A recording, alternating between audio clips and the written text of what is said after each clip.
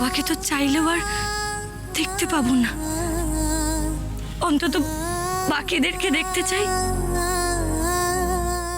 এবার তাহলে আমরা রওনা দিই।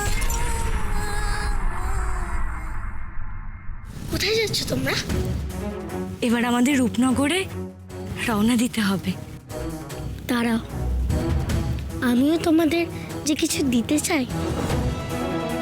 গণগণেরাজ দেবদত্ত, তুমিই প্রথম আমাকে আর আমার মাকে গোপন আস্তানা থেকে খুঁজে বার করেছিলে।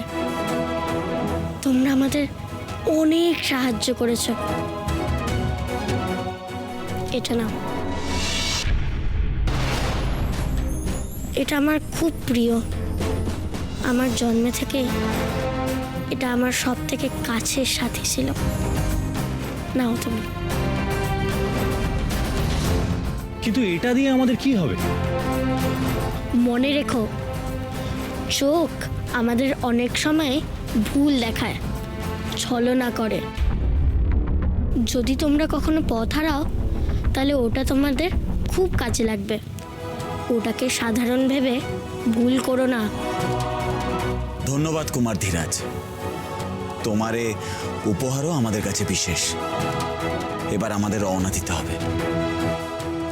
রানীমা, আমাদের অনুমতি দিন। কিছুক্ষণ পরেই তো সূর্যাস্ত হবে। আজকের রাতটা তোমরা সবাই আমাদের আতিথেয়তার সুযোগ দাও। কাল সকালে বরং সবাই রওনা দিও। আমি কিন্তু তোমাদের কোনো কথা শুনবো না।